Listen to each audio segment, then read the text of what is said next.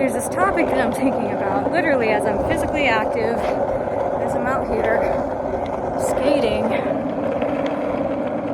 And it's the idea of what I've been taught growing up in regards to what a good life looks like and what it feels like and how to show up in the world and for ourselves and for our family.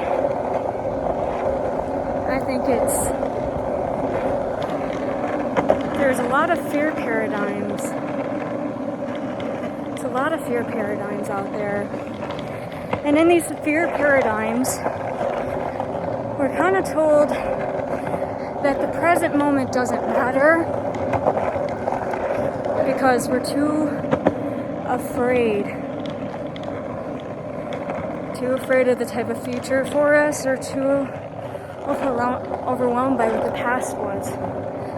And so it creates a disconnect and the intersection between the past and the future, which is this present moment.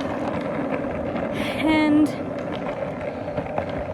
to be disconnected to ourselves, to be disconnected to the gift of what we have right now, that's robbery. And so, I'm looking at what in my life are actual fears, and what should I be afraid of? What are the things in my life that are fears from past experiences, or the anxiety of the future? And then what is the fear that is keeping me small from pursuing the things that I know that I genuinely want as a person? And all these are so important because for me personally, I'm an artist. I'm a sensitive human.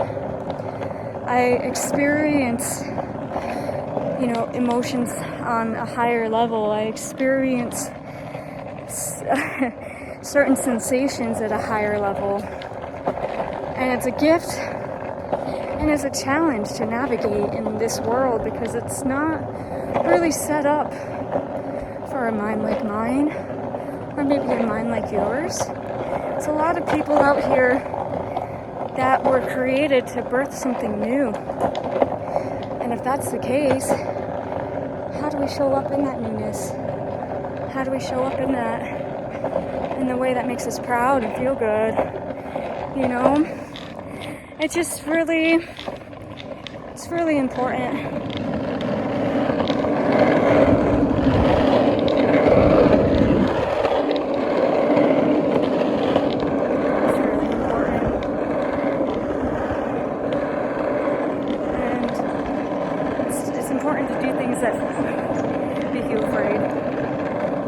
That little hill, like 2 summers ago, I had a moment. I was doing 75 hard at the time. It's a longer story, so bear with me with it. It infuses intuition with decision making and all that good stuff. I was doing 75 hard at the time, which Andy Frisella put together. It's a great program if you want to live out what discipline is. And so I was doing that specific program, and I was about to go skateboard as my outdoor workout. And so my thought was that day I could tell that my wheel bearings probably needed to be changed soon. I just had a feeling like that was the case. And another thing specifically was the day before I broke my water bottle. I had like a cheap $1 water bottle, but it was 32 ounces and it made it easy for me to calculate what is a gallon. So that's why, I really liked it. So there was this thought process of, should I buy a water bottle that I know is going to have longevity just in case I drop it again? Or should I buy the shitty water bottle? I ended up going to Dick's and then going in the mall and stopping in Zoomies, and I asked, how much it would be to get new wheel bearings and stuff in that regard. I was like, okay, great, I'll be back probably later today. Because in my mind, I was like, well, I just want to get the skate in right now. I don't have my board, but I will later. So I went to Dick's and I decided that I wanted to buy an Owella water bottle. I was like, this is great, this is perfect. And so I was like, I'm going to spend $30 some on a water bottle, and I know that it's going to serve its purpose and it's going to be okay, you know? So I bought the water bottle, I didn't get the wheel bearings, and I went out and I went skating. As I hit that specific hill, I started going down and I get launched off my board. Luckily, I land on my feet and I like run to stop. My board goes off into the woods, and the water bottle that I just bought went flying. I picked up the water bottle.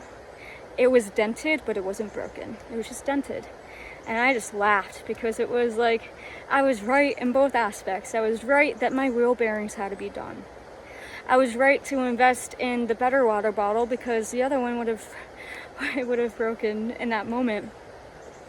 And crazy enough, how about this? This is a thread that I think is really important. I was walking back to my car and I saw a few people at this pavilion. And I started having a conversation with them. The one was a musician and we were talking about music, and the other guy just so happened to be there, just got finished roller skating. I had mentioned that my wheel bearing blew up and, I lost my wheel. The guy was like, oh, no way, I have wheel bearings to give you. He's like, I just carry a pack. He's like, here, let me give them to you. And he gives me a full pack of brand new wheel bearings. I just thought it was like such a special divine moment and day, and I thought it was comical. I was like, wow, God, thank you so much for providing for me. Thank you so much for giving me provision. Thank you so much for giving me intuition that I know that maybe something's, off and might blow. That you would put people in my path to make things right, and that you would help me make good decisions for the long term. And so,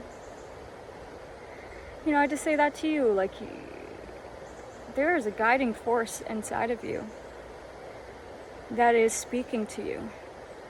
And sometimes it's the force of fear. Sometimes it's the force of your conditioning and the programming.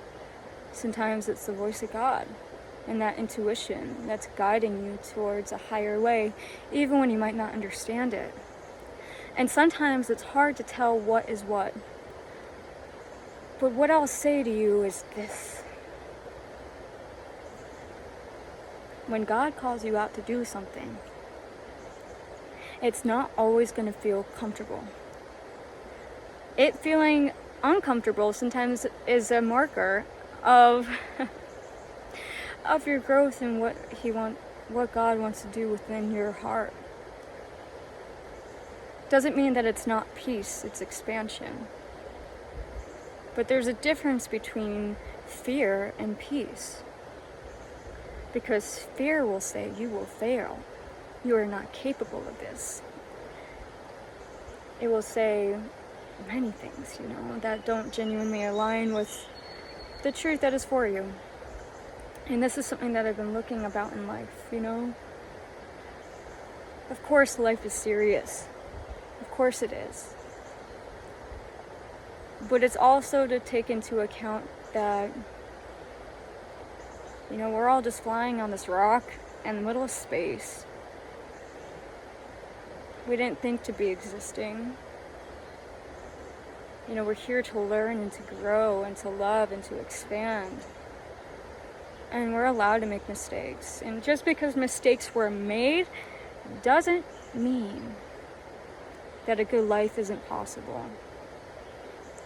And I think it's really important. I think sometimes people get limited by specific things of the past and say, oh, I'll never be able to get over this. Oh, I'll never be respected, or my life is ruined. But people live through the unbelievable tragedies. People live, through it, and they keep going. And I just think it's really important to not put all that pressure on yourself to say, I must know everything.